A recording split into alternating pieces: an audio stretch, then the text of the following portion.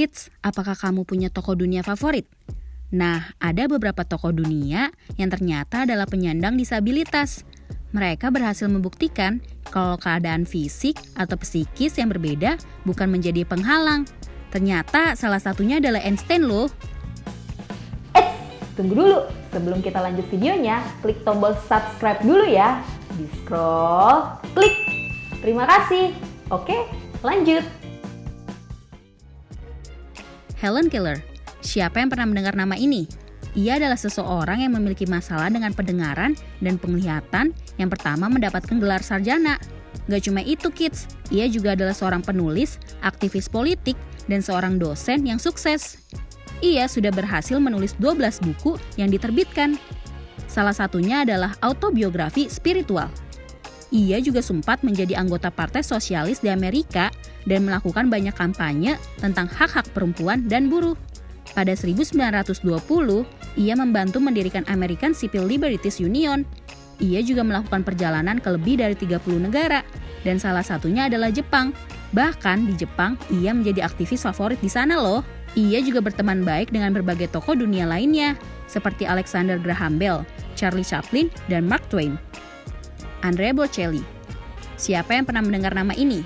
Nama ini mungkin sudah nggak asing lagi untuk kamu yang suka musik, khususnya musik klasik. Nah, ia adalah seorang tenor, musisi, penulis, dan produser musik asal Italia. Hingga ia meninggal, ia sudah berhasil menjual lebih dari 75 juta rekaman.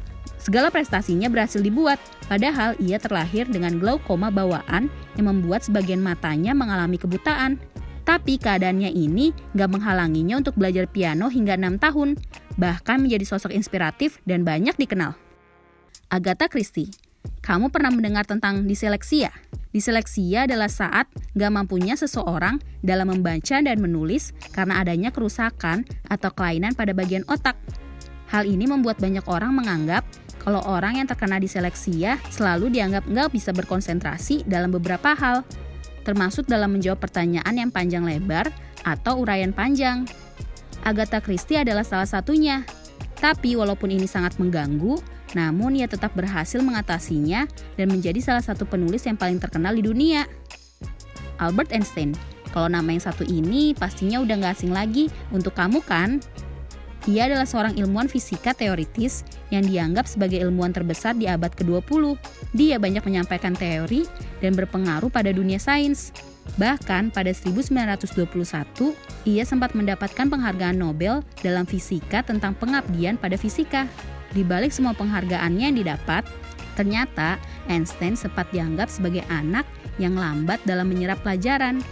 Hal ini kemungkinan karena ia mengalami masalah diseleksia, sifat pemalu, atau berdasarkan penelitian setelah ia meninggal, kemungkinan ada struktur bagian yang berbeda dari bagian otaknya dan masih banyak lagi dugaan-dugaan tentangnya. Walaupun sejak kecil, ia terlahir sebagai orang yang mengalami berbagai kelainan, namun hal ini nggak menghalangi ketertarikannya dengan dunia intelek.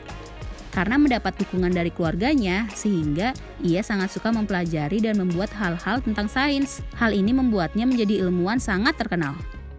Stephen Hawking. Nama fisikawan yang satu ini pastinya nggak asing lagi buat kamu kan? Karena ia merupakan salah satu ilmuwan yang mengalami ALS saat ia berumur 21 tahun. Walaupun mengalami hal ini, tapi bagaimanapun kondisinya tidak mengurangi semangatnya dalam meneliti dan menjadi profesor yang berjasa besar. Salah satu hal yang membuatnya begitu terkenal karena kisah perjuangannya ini pernah diangkat dalam layar bioskop dalam film The Theory of Everything. Siapa yang sudah menonton film ini?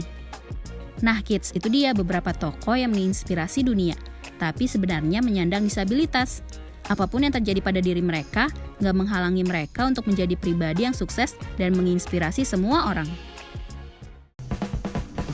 Sampai di sini dulu ya videonya. Jangan lupa like, komen, subscribe, dan share ke teman-teman lainnya ya kids. Bye-bye!